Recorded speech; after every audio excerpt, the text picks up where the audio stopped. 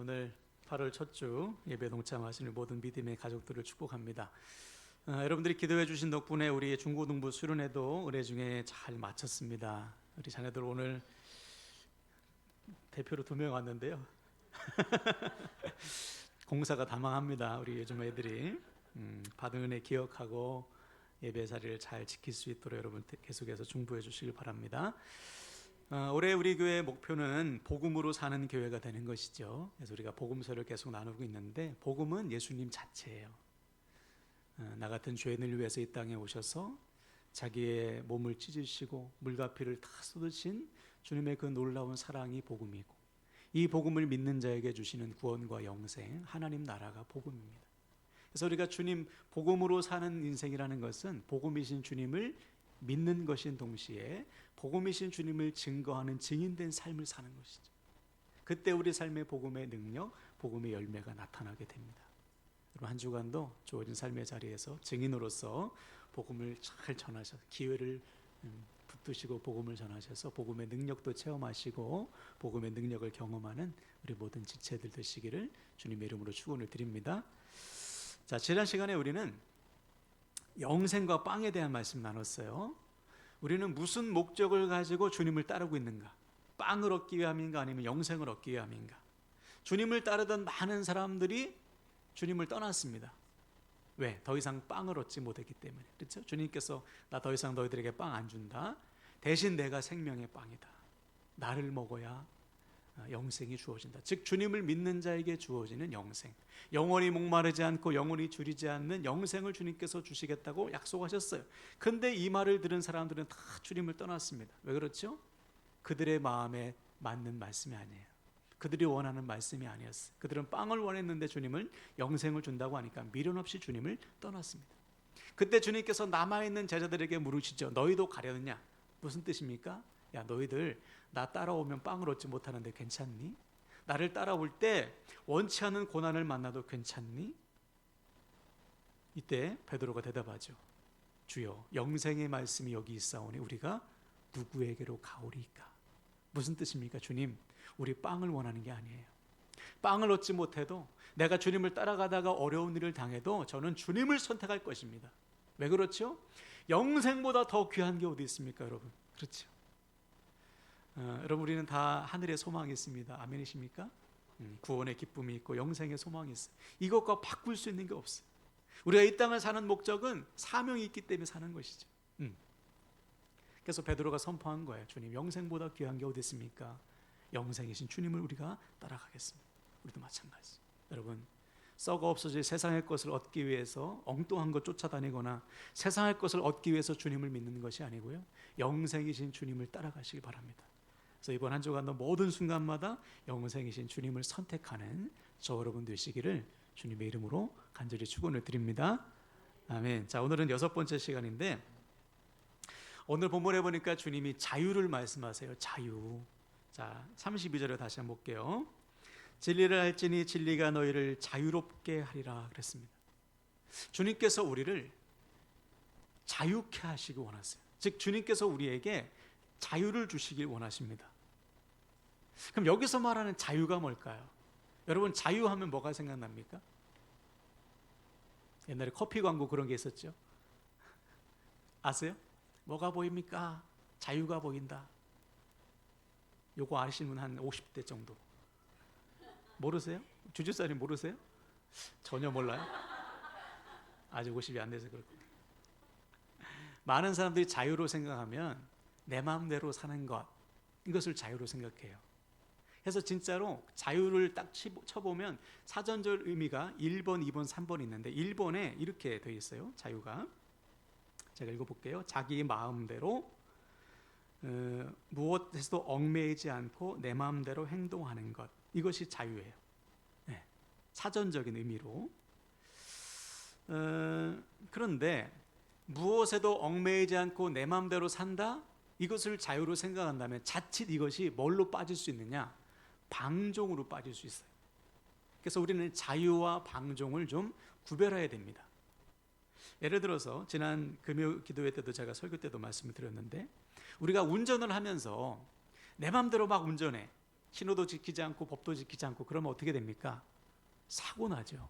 오히려 자유를 박탈돼 구속될 수가 있어요.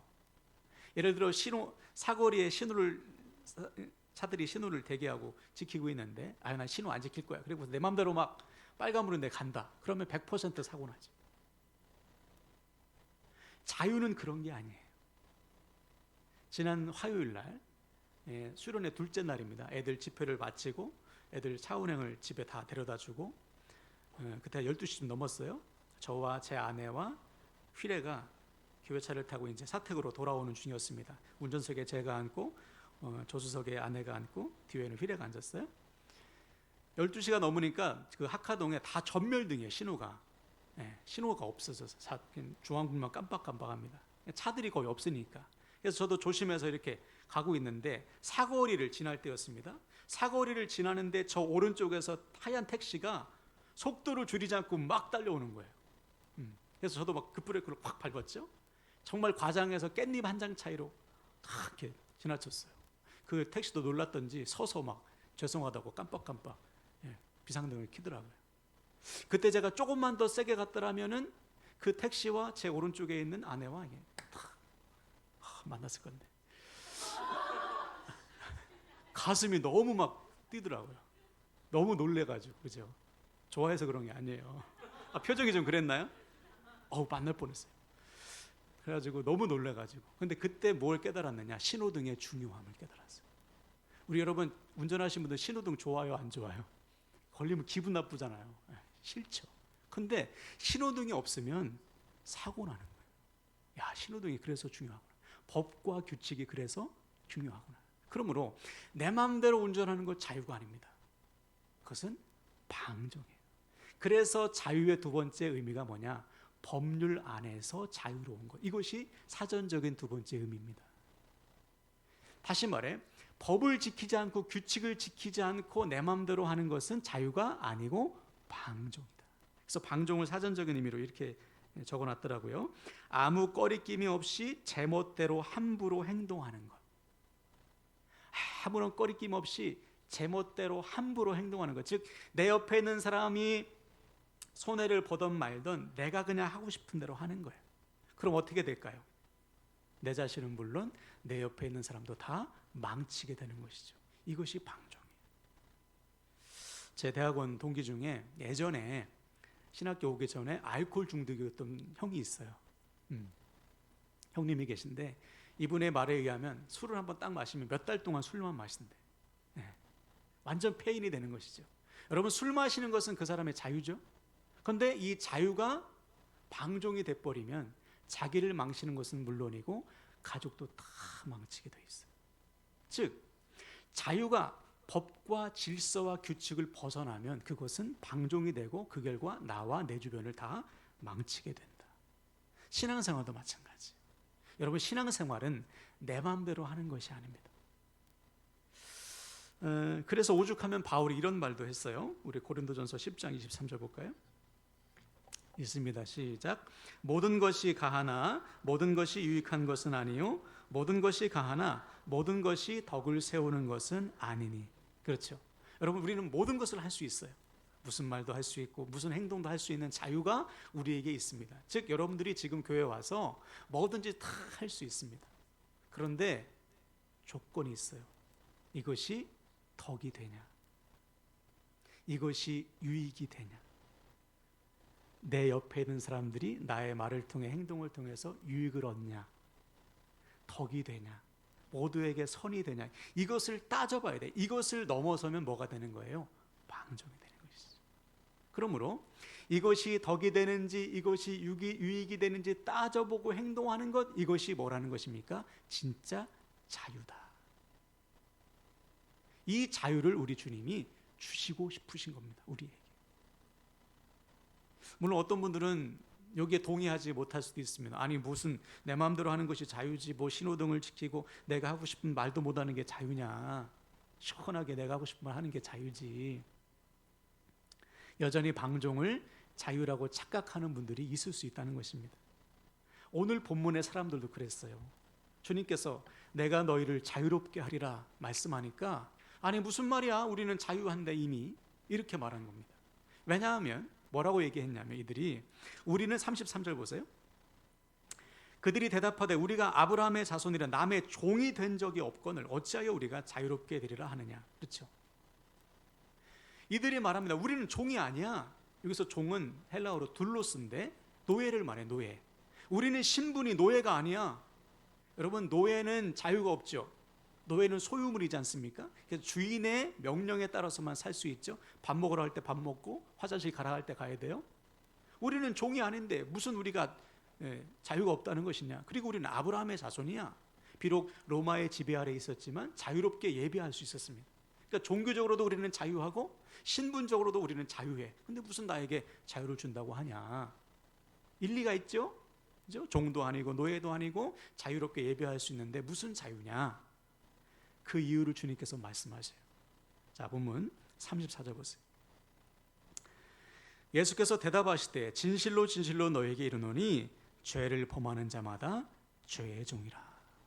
따라합시다. 죄의 종. 네. 지금 이 유대인들이 말하고 있는 자유, 그거 진정한 자유가 아니라는 거예요. 내가 하고 싶은 대로 행동하는 것, 내가 말하고 싶은 대로 말하는 것, 내가 먹고 싶은 대로 먹는 것, 내가 행동하고 싶은 대로 행동하는 것은 그거 자유가 아니다. 죄의 노예로 사는 거라는 것입니다.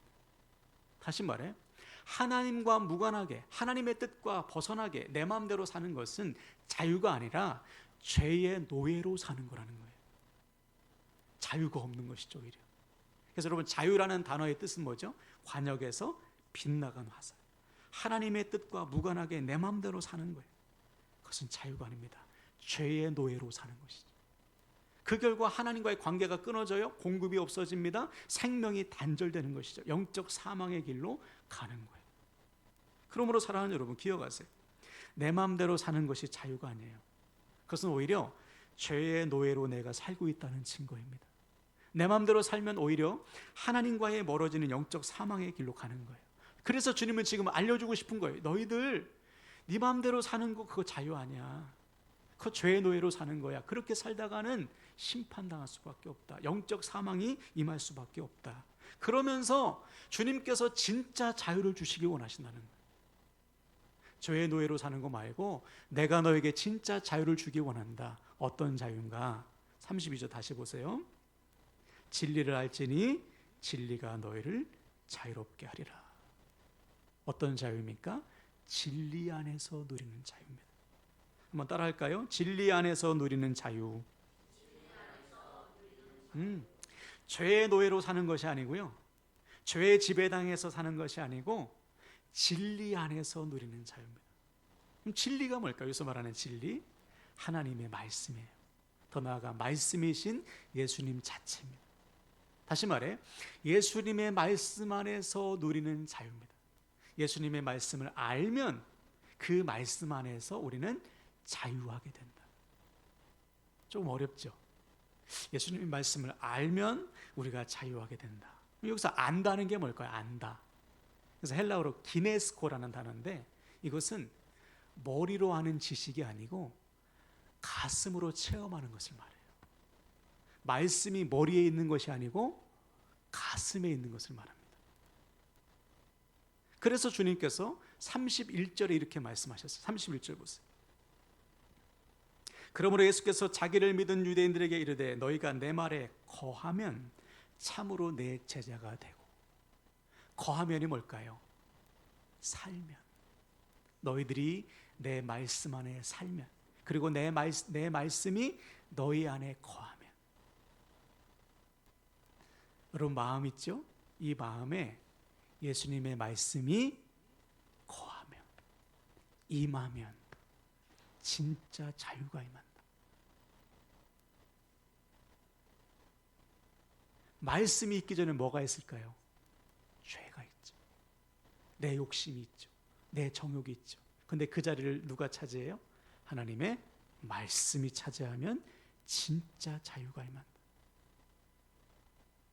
여러분, 지금 마음을 한번 들여다보세요. 믿음의 눈으로 뭐가 가득 있습니까? 여러분의 욕심이 가득 있습니까? 아니면 말씀이 가득 있습니까? 죄가 있으면 죄의 지배를 받고, 말씀이 있으면 말씀의 지배를 받는 거예요. 언제 진짜 자유를 누린다고요? 하나님의 말씀이 내 안에 거할 때. 여러분, 오늘 말씀을 통해 하나님께서 주시는 진짜 자유를 누리길 축복합니다.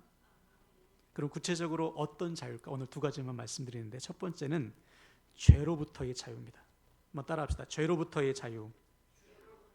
네, 우리가 하나님의 말씀 안에 거하면, 하나님의 말씀이 내 안에 거하면 우리는 죄로부터 자유해요.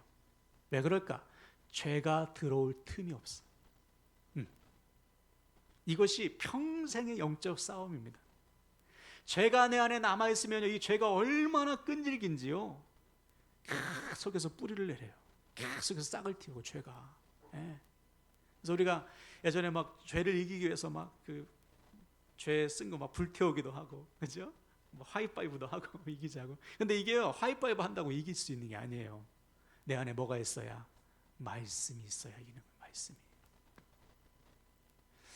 여러분, 창세기 2장을 가보면 주님께서 아담과 하와를 창조하신 다음에 에덴 동산을 만드셨죠. 그리고 거기에 사람이 먹을 수 있는 모든 과일 나무를 다 주셨어요. 제가 과일 참 좋아하거든요. 천국에도 아마 많은 과일 나무가 있겠죠? 네, 먹어보고 싶어 가서. 여러분 안 그래? 얼마나 맛있겠어요.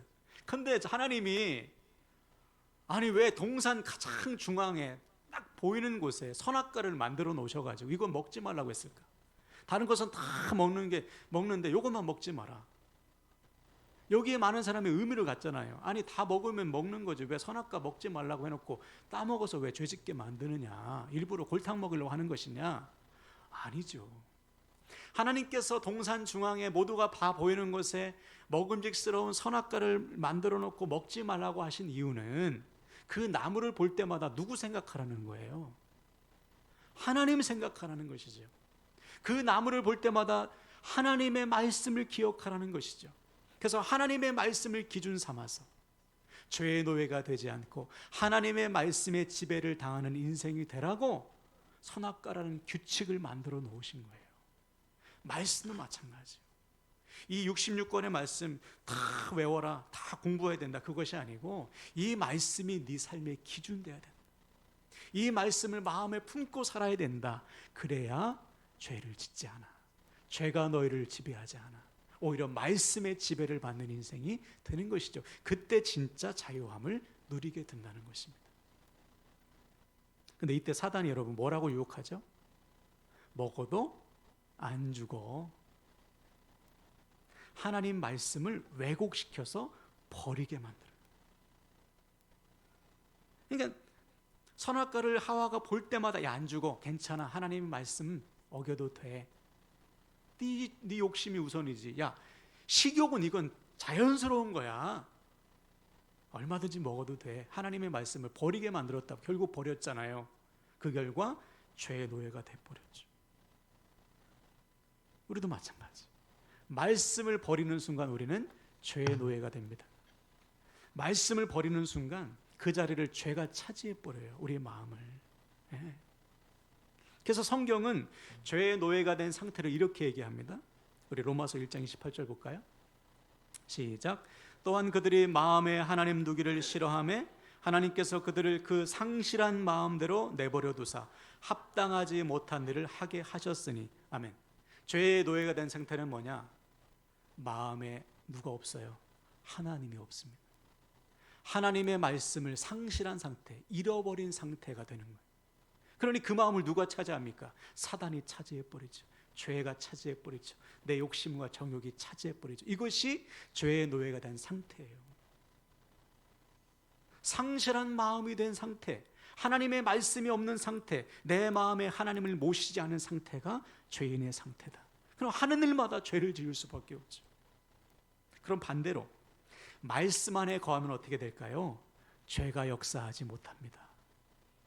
내 안에 죄가 들어올 틈이 없어. 이 틈을 내어주면 안 돼. 그렇죠? 말씀으로 충만해서 이제는 말씀의 지배를 받게 되는 것입니다. 말씀의 열매를 맺게 되는 거예요. 사랑과 희락과 화평과 오래 참음과 자비와 양성과 충성과 온유와 절제, 이 열매로 나도 살고 내 주변도 살리는 인생이 되는 거죠. 이게 진짜 자유라는 것이죠.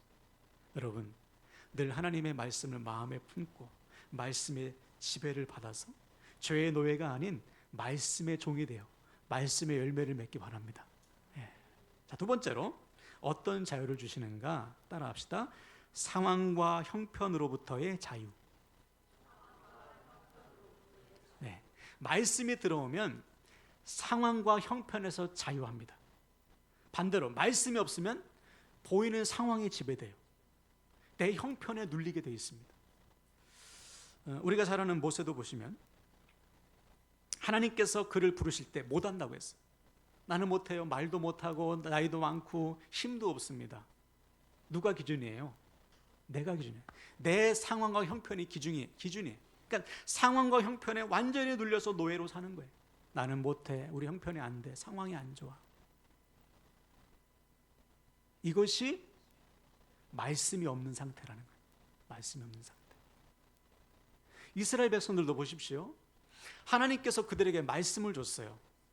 아브라함에게 주신 약속의 말씀, 약속의 땅을 줄 것이다. 그래서 그 말씀 붙들고 이스라엘 백성들이 쫓아가는 겁니다. 그런데 이 사람들의 심령에 말씀이 없으니 보이는 상황에 보이는 상황마다 눌리는 거예요. 아유, 물이 없습니다. 먹을 게 없어요. 아유, 마늘 먹고 싶습니다. 부추 먹고 싶습니다. 쪽파 먹고 싶습니다. 고기 먹고 싶습니다. 약속의 땅을 보여줘도 우리는 메뚜기입니다. 다 못한대. 철저히 상황에 지배당하는 거예요. 내 형편은 이래서 안 돼. 나에게 주어진 상황의 여건이 이래서 안 돼. 다 안 되는 거예요. 그래서 여러분, 출애굽에서 나온 20살 이상의 남자는 아무도 약속의 땅에 들어가지 못했잖아요. 딱 두 사람 빼고, 여호수아 갈렙 빼고. 광야에서 늙어 죽은 게 아닙니다. 말씀이 없어서 죽은 거예요. 그런 인생 되어서는 안 되죠. 우리도 마찬가지. 내 안에 말씀이 없으면 100% 앞에 상황에 눌려.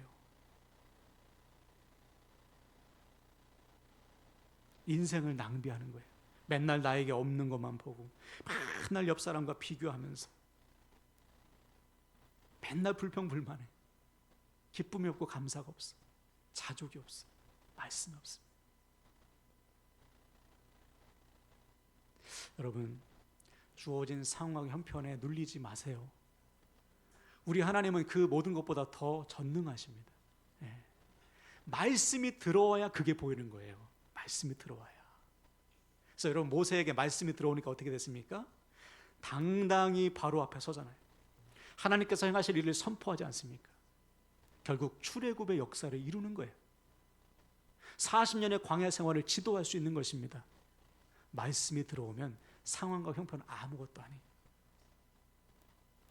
그래서 여러분, 여호수아와 갈렙도 보는 눈이 똑같아요. 그죠? 가나안 땅을 봤더니 막 성읍이 막 견고하고 거기에 거인족이 살고 있습니다. 안악자손, 거인족, 막 키가 3m 넘는 우리는 메뚜기가 똑같아 보는 것은. 그러나 그들 안에 말씀이 있으니 저 땅을 하나님께서 주신다고 했어. 그 모든 환경과 상황을 초월해서 믿음으로 나아가는 거예요. 그래서 결국 여러분, 갈렙이 뭐라고 선포합니까? 여호수아 4장 12절 볼까요? 있습니다. 시작. 그날에 여호와께서 말씀하신 이 산지를 지금 내게 주소서. 당신도 그날에 들으셨거니와 그곳에는 아낙 사람이 있고 그 성읍들은 크고 견고할지라도 여호와께서 나와 함께 하시면 내가 여호와께서 말씀하신 대로 그들을 쫓아내리이다. 아멘. 상황은 똑같아. 변한 게 없어. 여전히 견고한 성읍과 아낙 자손이 살고 있습니다. 그러나 말씀이 그 상황을 덮어버리는 거예요. 말씀이 압도하는 것입니다.